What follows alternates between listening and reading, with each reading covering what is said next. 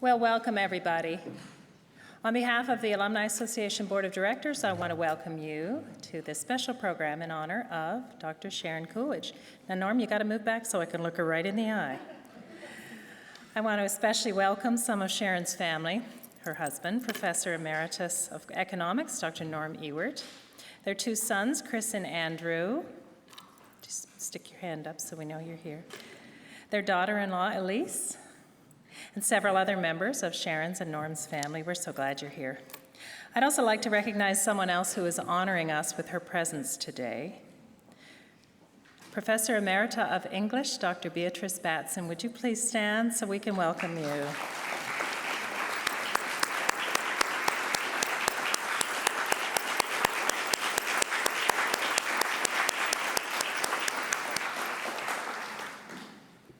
When the Alumni Board considers candidates for this award, they look at whether nominees have exhibited excellence in their fields of service. They look for those who stand out among their peers, and for those who may have made contributions that bring recognition to the college. They also look for significant contributions to the life of the college community and spiritual impact that the awardee might have had on the students and alumni. The board makes these decisions with prayer and a lot of careful thought. Last November, when the Distinguished Service Committee brought her name forward for a vote, it was clear that Sharon Coolidge, after 37 years of extraordinary service to the kingdom, was the best choice for 2014. When we announced this award, we invited friends and fans to send notes of congratulations, which we will put in a keepsake book and give to Sharon. Here's a note from a former student. Thank you, Sharon, for your commitment to the thriving of students and their temporary home of Wheaton College. You were one of the first professors to teach me great literature and to challenge me to a higher quality of academic work. Even more important, because of your values, your character, and the hospitality and visionary nature of the Mennonite dinners, you provided me with an example of how I want to live my life as a steward of God's gifts and citizen of his kingdom. You are a woman and a scholar and a Christian I look up to. Peace and blessing, Kendra Langdon Juskus, class of 05. And a note from the chairman of the Board of Trustees, Dr. David Gieser, who sends his regrets that he had to be out of town this weekend. Dear Sharon, congratulations. I was delighted to learn that you were named the Wheaton College Alumna of the Year. I have had the pleasure of appreciating a few of your many contributions to the college from the front row. Your service as vice chair of the faculty was noteworthy and memorable. I was aware that the faculty was confident in your leadership, and the reason for this was manifest during your service with the Board of Trustees. Yours was a steady, thoughtful, and insightful voice. Always gracious and kind, yet forthright and clear in your expression, we could not have been more confident and comfortable with your leadership. Well done. Dr. Gieser goes on to praise Sharon's service on the selection committee that chose Dr. Ryken as Wheaton's 8th president, and closes his note by saying, I thank the Lord for you, Sharon. If you haven't had a chance to write a note and would like to, we've left blank cards and pens on each of these tables. Please take time to do that before you leave today. I know it would mean a lot to Sharon to have those in her special book. Oh, one other thing about the tables, we thought it would be fun to decorate the tables with great literature, since our awardee is, an English professor. You'll find British literature, medieval books, some American authors, and several books about what to do with an English major. Very important question. We're going to begin our program today with tributes from two women who will share why they think Sharon is worthy of this award. Laura Fitz, class of 2013, was a student of Sharon's and a TA in the English department. She was a Wheaton in England participant and a regular attendee at those famous Thursday night Mennonite dinners. Laura lives and works in Nashville and has come back to campus just so she could honor Dr. Coolidge today. Dr. Jill Baumgartner is a widely published and highly regarded poet who taught English literature and creative writing for 2 decades at Wheaton before she became the Dean of Humanities and Theological Studies in 2001. Would you please join me in welcoming Dr. Baumgartner?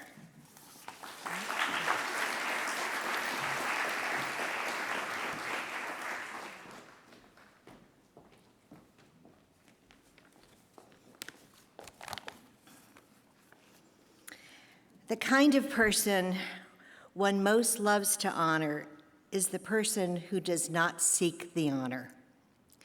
And that is Dr. Sharon Coolidge, a gifted faculty leader and teacher who possesses two attributes most rare in the academic world: modesty and humility. I have known Sharon for 34 years. I know for sure that she would rather do her work quietly and without fanfare.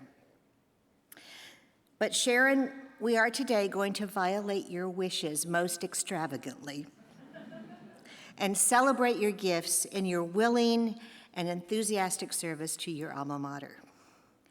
And we're going to stretch this out over a weekend. And Sharon, you are going to do what you have never done before. I hear, Sharon, that you're actually going to attend a football game on Saturday. And Sharon, even though football is outside of your expertise, it is very appropriate for you to be honored at a football game. It is a team sport about players trusting each other and working together, and that is what you do so well: bring gifted people together to work toward a common goal without concussions, or maybe just a few. After graduating from Wheaton and receiving her PhD from Duke University, Sharon accepted an appointment as assistant professor of English and medieval literature at Wheaton. Dr. Beatrice Batson was chair, and in those days there was no stigma to the nickname of Little Girl that she assigned to Sharon. Sharon very quickly made her mark in the classroom, teaching in a style that has remained consistent through the years. In fact, fortuitously, just last week, a prospective student and her mother dropped by my office to talk about Wheaton. They had just attended one of Sharon's classes, and they were filled with accolades about the superb teaching they had witnessed. The student said that during that class, she had decided to come to Wheaton. Sharon is passionate about literature, welcoming and warm in her approach to students, spending hours one-on-one with them, working on their writing and their thinking. Back in the days when we gave just 2 teaching awards, Sharon received the Junior Teacher of the Year award. This is our opportunity to tell the world, Sharon, that you have graduated way beyond junior teacher to master teacher. Sharon is also a natural-born leader. I've actually never seen anything quite like it. She absolutely resists self-promotion. Her spirit is gentle, but she also provides firm and wise leadership when it is needed. For that reason, she has served Wheaton in multiple capacities throughout the years. As chair of the Department of English for 17 years. 17 years. As vice chair of the faculty during tumultuous times. As faculty representative to the search committee that chose Philip Ryken as our president. And then in outreach to her community and to her church, as president of her congregation, as chair of the board of 10,000 Villages. The list could go on for another 10 minutes. Sharon has proven that a leader does not have to be garrulous or self-seeking or arrogant or tall. She is instead calm, composed, quiet, always alert to the feelings and concerns of others, responsive. She shows the kind of humility you yearn to see in our leaders. She is in all respects a servant leader. Sharon, along with her husband Norm, has served students for years, opening her home every Thursday evening for whoever wants to come to dinner, sometimes 15, sometimes 60, showing true Mennonite hospitality as she and Norm provide food and the opportunity for challenging, provocative conversations with guest speakers. Which brings me to another area of service to generations of Wheaton students and alumni. Sharon and Norm have been incredibly active in the Hunger program, usually visiting several students in overseas locations every summer. They love this. I have never known anyone with such a strong urge to travel to unusual locations and mentor students doing the work of the kingdom. I have heard many stories of their adventures, including the most memorable description of the time they slept in a courtyard with an ox with serious digestive problems. One other accomplishment that may appear to be minor, but is huge. It took Dr. Sharon Coolidge a long time to teach Wheaton that a woman could keep her maiden name after marriage. Poor Banner, blamed for everything that can't be done at Wheaton. But through Sharon's persistence, always quiet, always composed, Banner caved. And one in the Wheaton College directory, find her listed under Coolidge. This is a small example of what Sharon has done for decades: serve as a maverick, paving the way for others with her quiet Mennonite demeanor. I will not use the word subversive. Sharon has been the dearest of friends to me. I value her sage advice, her loyalty, her listening ear, and the fact that when we discuss delicate issues, I know that telling Sharon anything is like putting it in a vault within a vault. She is absolutely trustworthy. I have written a poem about the way identities and vocations cross in the cross, and this poem, Sharon, is dedicated to you. It is called Crossings. Both irises, each fingerprint our own, each strand of DNA ourself, whose bones descend from Adam's dust, whose breath is God's. And we are called by name, each hair imprinted, and the tiny bones inside our ears. We have a place ordained and gospel light to show our way, crossing through Christ, our life with his.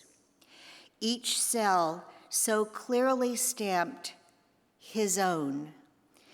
And through him we are lords of all, yet servants too, Christ-kissed. Sharon is truly Christ-kissed.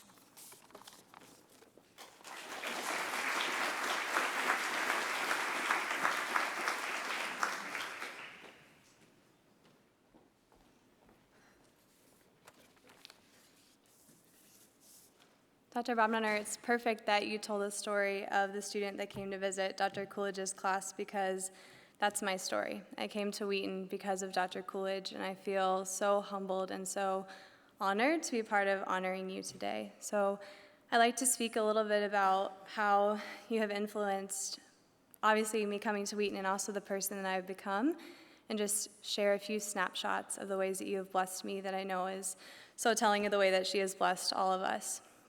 I came to Wheaton because of you. I visited my junior year of high school and sat in on your class, and I remember feeling so overwhelmed walking into that class. I've never been to a college class before, and you have this aura of hospitality. It's like a little bubble. And I don't know how you do it, but interacting with you, I felt so welcomed, and I felt like I belonged even in the first few minutes of being in that classroom. Also, like, you're so fond of saying it was so fun. Your students were so welcoming and brought me into their family and their community, and we just had fun looking at Beowulf, and I never knew there were so many levels to Beowulf, and I loved it. So upon returning home, I sat down with all my Excel spreadsheets and my pro-con charts of different colleges, and I kept getting distracted by the words on the page because I just reverted back to the memory of sitting in your class, and I knew I belonged at Wheaton because I knew I belonged in your classroom. So thank you for that. I can't imagine where I would be if I hadn't been here, so thank you. After my junior year, I had the chance to go to England with both Dr. Yu and Dr. Coolidge and the Rikens, And it was so fun to explore England with you and just see the beauty that was there and enjoy studying Arthurian literature and medieval literature and getting to see it all while we were traveling. But I don't even know if you remember this, Dr. Coolidge, but before we left, we were here on campus for a couple weeks. And I had recently been processing the fact that my dad had stage 4 cancer, and we had class outside one day, and I lost my ring. And totally not, obviously I found it, but I lost it momentarily, and I don't know why that happened to be the tipping point, but I just kind of broke down, and I remember you helping me find it, and Elizabeth Wojtek and you and I just kind of sitting in that moment of me just being honestly pathetic, and you accepting me for that. And so thank you for that moment for me, and I know throughout the trip for so many other people, for sitting with us in the moment that we were in, and for accepting us as who we are. Thank you for sharing that space and that time with us. England was so fun. I remember adventuring to Tintagel, through London and the Lake District, and thank you for just sharing your passion for literature. Like I said, your students have so much fun in your classes, and I always looked forward to coming to class with you. And I also really appreciated that you challenged me. And I think all of us did. I think we liked that you said, that's good, but you can do better. And that really meant a lot to me, and I thank you for that, for pushing me to be even better and for helping me along that way. This has been spoken about so much, but one of my favorite parts about Wheaton was Mennonite dinner, and it's such a perfect picture of, we're honoring you today, and as soon as you walk out the door, you're going to go back to Mennonite dinner and serve so many people a delicious meal and just bless them with that community and that conversation that we all so much need. And I love that it happens to be on a Thursday because it's just so perfectly fitting for you.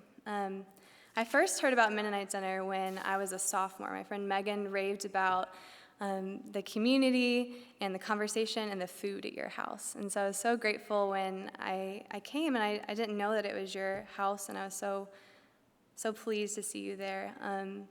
And at first when I got to your house, I was really distracted because I was trying to figure out, how all the green was hanging, and then also I was very captivated by how it all got watered. I spent several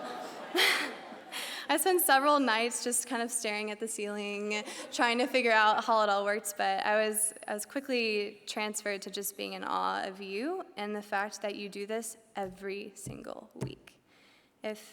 If you did this once, it would be amazing. The fact that you faithfully serve a delicious meal and you are so hospitable and welcoming to people every single week is just truly mind-blowing, and thank you for sharing that with us.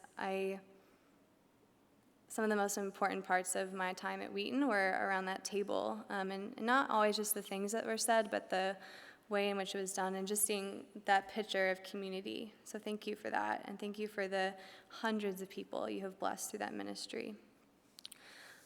I am now living in Nashville, and I teach English at an inner city school, and the beginning of every class period every day we have a moment of silence, and in that moment of silence, I have a habit of saying an abridged version of the prayer of peace, whichever parts come to mind at the time, and also I say, Lord, help my students today see you through me today. And that prayer of peace, I cannot think of a more perfect picture to describe you than that prayer. And so I'll say a few lines of it and tell what they remind me of in terms of how you are. The prayer starts out, Lord, make me an instrument of your peace. And you do this in so many small and strong ways throughout everything that you do, whether it's from consoling the frantic person finding her ring or just the way you are in your interactions with people. We thank you for bringing that peace to us through the way you act.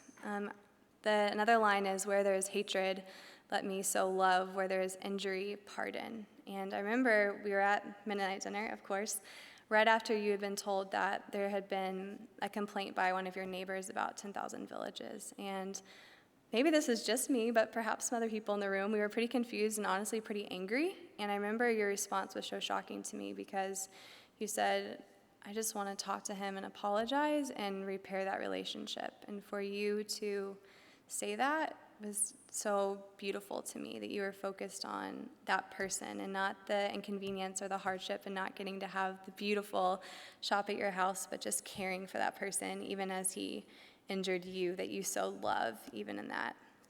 I really appreciated that about you. You emulate that prayer of peace in so many powerful ways throughout your life, and I hope that I'm able to do just a small piece of that in the ways that I continue to live. Thank you for challenging us, for loving us, and for showing Jesus to us.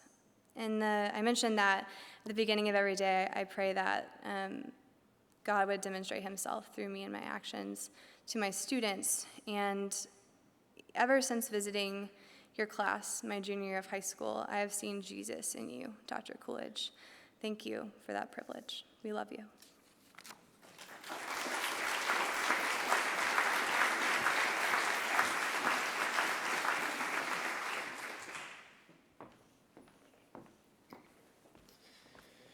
Whenever we have an opportunity to honor one of our alumni, Cindra Stackhouse-Tate offers to provide me with background information and research on the recipient. I politely told her that would not be needed this time because we have a lifelong friendship between our two families. It's a real joy to participate, even in a small way, in honoring you today. There's so many things that come to mind. The privilege of studying Beowulf and Chaucer with you my freshman year at Wheaton. Also, what was undoubtedly one of the most significant classes I had at Wheaton was advanced writing with you. We've talked about this before, but I don't know if I've said it publicly. I had come into Wheaton having tested out of writing, which I was glad to have done, because it's a lot nicer to think that you're a good writer than actually work on your writing. But if you're an English major, you have to take advanced writing, and that turned out to be, without a doubt, one of the most valuable classes I've had. I probably do serious writing 250 days a year, book projects, things that need to be done for the college, and every time I sit down to write, I am helped to be more clear, possibly more interesting, certainly to write in a more varied style because of things I learned in that class. And also, I perhaps first experienced there in that class something I think many faculty colleagues would also be able to testify to, and that is your amazing ability to tell people things that they don't want to hear in a way that they can actually accept. There's something that's affirming in the critique, and it's given with a gentleness of spirit that makes the issue about the thing that can be improved rather than anything personal, and that's been an attribute that's really been a blessing to our campus. Our family is so grateful for the partnership that both you and Norm have had on all those Wheaton and England trips, and the ways that the strengths of our family are complemented by the strengths of your family in a way that I think is a blessing to others. That's been a great relationship. It's already been said, but I would want to add, just on behalf of so many students, real gratitude for the way that you make Wheaton a home away from home by opening your home to students. It's just such a blessing for our community. You both have modeled for us what it means to be a faculty couple, teaching and in ministry. And I think we see now on campus more faculty couples, and you've been an example and mentor for that. And it's been touched on, and we recognize it, but in some ways, Norm, the way that we honor Sharon also is honoring your ministry in her life, and we're grateful for that as well. Sharon, you've been such a super representative to the Board of Trustees of faculty perspective and opinion, and I think the faculty has risen in its estimation among the trustees in part through your leadership. David Gieser touched on those attributes. Good judgment, being sensible, clear, wise. An ability to speak charitably about the weaknesses of others in a way that makes it clear that if there's an issue that needs to be addressed, it's done in a spirit of real charity. That's been a blessing to our community as well. You have honored God in all of these things. And I'll also just touch on the Presidential Selection Committee. People can reach their own conclusions about whether that was good judgment or not. The thing I'll say is that you asked great questions during that process, and I think we were all helped by the questions that you asked. It's such a privilege to participate in presenting this honor. I want to invite you to come forward, Dr. Coolidge, and also invite Kurt Tillman as president of our Alumni Association. Please come forward so that we can give you the award itself.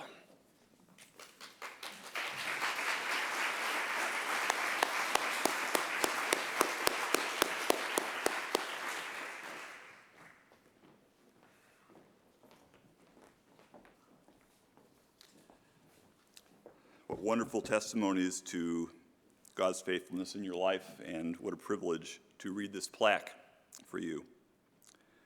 The Wheaton College Alumni Association Alumna of the Year for distinguished service to Alma Mater, Dr. Sharon Coolidge, 72. For your inspired teaching and skillful administration, for your commitment to deepening the art of thoughtful writing in faculty and students, and for years of rich hospitality to Wheaton students at home and abroad, the Wheaton College Alumni Association is pleased to honor you with this award. And then these favorite verses from Philippians verses 3 and 4 in the King James as they were memorized. Let nothing be done through strife or vainglory, but in lowliness of mind let each esteem other better than themselves. Look not every man on his own things, but every man also on the things of others. Thank you. Congratulations. Congratulations.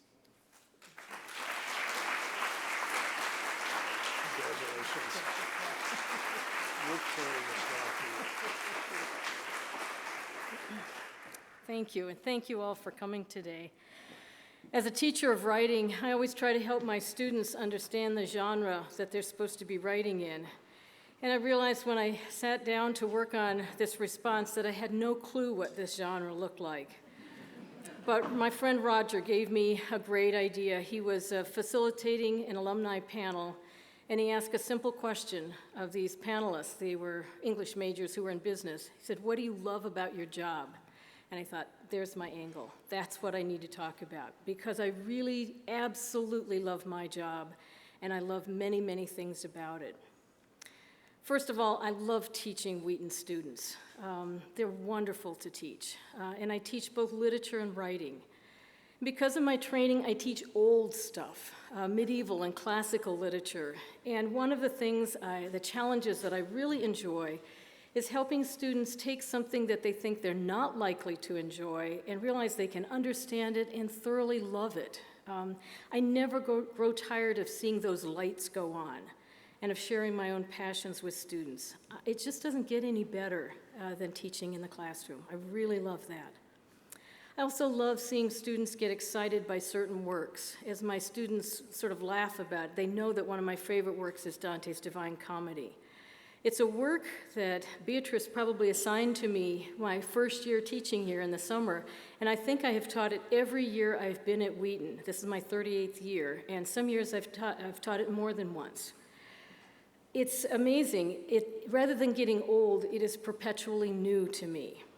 I love being able to reread and rethink and find new ways to explore this work with students. It's always fresh and exciting. And I love seeing how their encounter with this work begins to touch them, not just intellectually, but it deepens their spiritual lives. I also love working one-on-one with students in my office. Early in my time at Wheaton, I was teaching a lot of freshman writing. And I discovered that one thing that I actually found very depleting was grading papers. And when you're an English teacher, you have lots of papers to grade. So I changed what I did. Instead of sitting at home with a pile of papers and a pen, I meet with students in my office to talk about their drafts. I get to serve as coach and as guide, and it's fun. I still have to grade the papers eventually, but I get better papers, and I've made a clear connection with students that carries over into the classroom. I love doing that. As department chair for the last 17 years, I would have to say that there are a lot of things I really enjoy about that job. And Jill referred to some of this already. One of the things that brings me the most pleasure is supporting and encouraging my colleagues and enabling them to do their work more effectively. That's what I see as my role. I'm a facilitator and a supporter. I would never describe myself as visionary, but I love problem solving and implementing. Nothing is more fun than working with a team of people to come up with new ideas and then sorting through how to make them become reality. I'm happy to surround myself with the strongest faculty I can hire, free them to dream and brainstorm, and then working with them to make something happen. And during the years I served as vice chair of the faculty, I got to do the same thing on a larger scale with the whole faculty and with faculty council. But I'd have to say that what I appreciated most about that job was being in a position to see all the different levels of the college and how they work together, essentially to get a 360-degree view of the institution. That larger view and more complex understanding of the college has made me appreciate even more what Wheaton is. And people who have served in that role, as Jill has, once you get that perspective, you never lose it. My very small role on the Presidential Selection Committee will always be a highlight of my time at Wheaton. And I have to admit that while it was stressful sometimes being the only faculty representative on that trustee committee, I will always value the opportunity to work so closely with those men and women, and I see at least one of them here today. I wish more faculty had a chance to work directly with the trustees. Faculty would see how those men and women really love Wheaton and work on its behalf. And for me, that whole search process was a deeply, deeply spiritual experience as we worked together, prayed together, and experienced God's hand guiding us toward Phil, who became our president. I'm so very grateful to have had that opportunity. Laura talked about Wheaton in England. It's been just such a delight over the last 37 years to be a part of Wheaton in England. That opportunity to live, study, travel, and worship together with students and faculty is a truly amazing experience. I have wonderful memories of conversations with students over dinner, while exploring cathedrals and castles, and while walking through the countryside. And although I've gone with Roger years and years ago, Lee has been the one who's been my co-director many times in recent years. And I loved it because he's a lot more organized and efficient even than I am, and so that was wonderful. What a delight it's been for Norm and me to travel with the two of you, Lee and Mary, along with hundreds of Wheaton students over all the years that we've done this. And Laura, it was a fun trip when we went last time, one of the best groups I've ever taken. I have sometimes joked that hunger should have been part of a prenuptial agreement. Now, we didn't actually have a prenuptial agreement, but if we did, it should have been in there. Early in our married life, actually the second summer we were married, Norm introduced me to hunger visits. And in that first year, we went to Pakistan and the Philippines. And Pakistan is where we slept out in the open courtyard with the water buffalo. And I have to say that my life has not been the same since. Being able to visit so many different countries over the years has forever changed the way I read the paper, listen to the news, and view the world. That Norm and I were able to arrange to do this together meant that we could process. Norm's much wider experience and his theoretical background really helped me deepen my own understanding of what I was seeing and experiencing. And I love getting to know our students in a completely different way than the classroom. The different foods, the different flowers, the ways of doing things. But perhaps the most important thing that I have taken away from those experiences is that deep, deep recognition of the common humanity we all share and the stark realization that so many in the world live at such a basic level. These experiences have shaped me profoundly and encouraged me to reach out in ways that I could to live out Christ's love to those whose lives are broken and hurting. Part of our response has been the 10,000 Villages sale that Laura talked about, that we hosted in our home for 27 years, and then the Thursday night dinners for the last 35 years.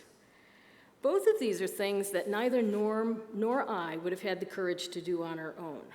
But together, we've been good partners in working at this. And Norm really deserves to be honored for this as well. As many of you know, because I look around the room and I think most of you have been at my house at the 10,000 Villages sale at one time or another, is an organization that helps artisans around the world feed, clothe, and educate their families by marketing their crafts. Norm and I realized early on that this was one small way that we could be involved in helping people around the world, but at the same time helping to educate the Wheaton College community about fair trade. We started small, and fortunately it started small, or I'm not sure it would have continued past the first year, but it started small, and it's grown to the point that it's too large for our home, and as Laura referred to, it's a little too large for our neighbors. And this year, for the first time, we're actually going to try to hold it in the Glen Ellen store. Norm and I will still be an integral part of it, but others are beginning to own it, and I hope it will be something that will keep going. The dinners in our home on Thursday night have been really important to the two of us. It too started small and has grown to the point that we can have anywhere from 30 to 80 on any given night. And for us, if you ask us, one of our immediate responses is that it is always the highlight of the week for us. Thursday night is just the night. One year we tried to do it on a different night, and it just didn't work. It has to be Thursday night. There is such an amazing energy in the house when you get that many students there, especially when they're eating food. And the discussions with faculty, international guests, and chapel speakers is really stimulating. We form good friendships with colleagues and students, and I'd have to say that the biggest beneficiaries of this really, I think, have been to Norm and to me. These are just some of the things that I've had the privilege to do in my job here at Wheaton. And I can honestly say that my engagement with students and colleagues has brought joy and satisfaction, and it has consistently energized me rather than depleted me. I count it a real joy to be able to do work that I absolutely love and look forward to each day. That I get paid for doing it is just extra. Maybe that's risky saying in front of my president, my dean, and my provost, but I love what I do. As I near the end of a career, this is year 38 for me, I find it hard to imagine not doing this work, and I'm not ready to stop just yet. In it, I have felt God's call and God's blessing, and have seen how God has used various aspects of my work to stretch me and develop skills that I had no idea I even possessed. If you had known me as an undergraduate at Wheaton, you would never have predicted some of the things that I've ended up doing. I'm delighted today that Bea Batson can be with us. She was my teacher, and she was my mentor. She saw gifts and potentials in me and encouraged me throughout in many, many ways. And I owe her just a huge debt of gratitude. I'm so delighted you could be here. And I'm also grateful very much to Jill as my dean for now many years. She has supported, encouraged, and I've appreciated her wisdom. It's been a good partnership that we've had.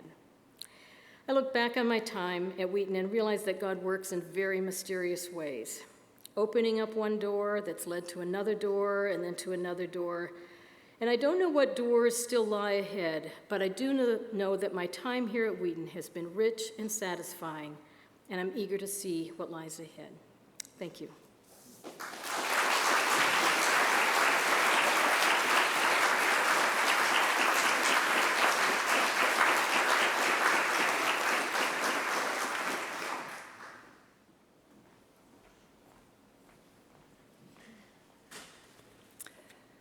My name is Karen Edwards, and I'm on the faculty of the Conservatory of Music, and it's my great delight to be able to say a few words before we sing our hymn together. Sharon and I attend the same church, Lombard Mennonite, and have been in a small group together for many years. My experience with her in that context, as well as at Wheaton, is that Sharon has an amazing capacity for long hours of work behind the scenes until the job is done, and the job is done well. As has been said, she does not seek or need the spotlight. She wants the job done and done well. Among numerous other contributions, Sharon served as the chair of our congregation. I think Jill mentioned that for a number of years, but what she didn't say is it was during a very challenging time. So when she was done with that, I said, okay, I think now you're ready to be vice chair of the faculty at Wheaton College. So I like to think that our church trained her for that position. As has been mentioned a number of times, the Mennonite dinners are Thursday nights, and some numbers have been given, and of course Sharon would know. But what she didn't say was that one time I think they had over 90. It was something like 92, and they quickly had to make more food and pull out more dishes. Can you imagine cooking for that many people, preparing for that many people every week? And the 10,000 Villages sale has been mentioned. Let me just make a few detailed remarks about that. So the students help and understand that how wonderful it is to help artisans around the world earn a decent living wage, but they also learn to do some of the practical things, like help clear out the living room, put all the furniture in the garage, help run the sale, help greet guests, and before the sale, many Saturdays were spent in Sharon and Norm's kitchen baking zwieback, those little buns on top of the bigger buns. I think 2,500 is the number you usually made with Wheaton College students and people from our church and other volunteers. That's a lot of zwieback. And even though I like them, that's a lot of zwieback.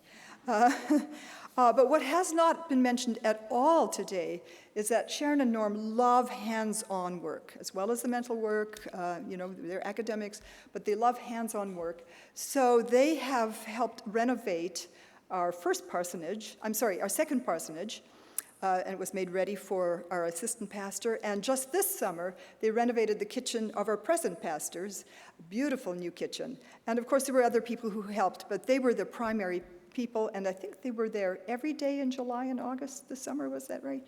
And sometimes 16-hour days, just to make sure it was done before our pastors moved in. Sharon, I appreciate so much your sense of humor, your absolute integrity, and your thoughtfulness and wisdom. Your sense of discretion is impeccable, and Jill mentioned that. I've never heard you pass on good dirt, as some people would say. And I've never heard you speak negatively about anyone. If there was something that needed to be said, it was done in the kindest of terms and with a positive spin on it. I'm amazed at your ability to keep information confidential, as is Jill.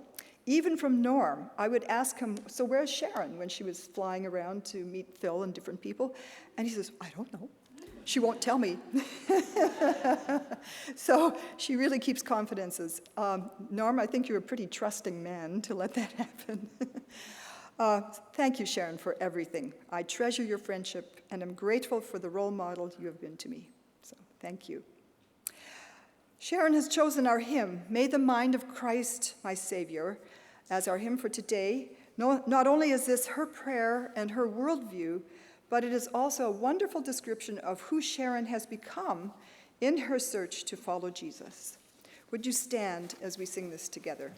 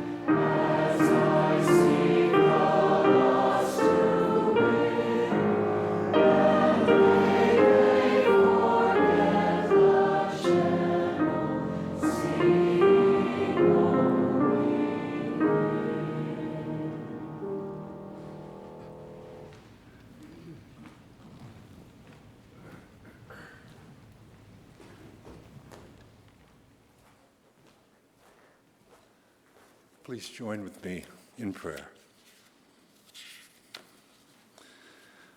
Dear Lord, we are grateful to have had this opportunity to honor Sharon Coolidge for her 38 years and counting of faithful, gracious, and resourceful service to Wheaton College.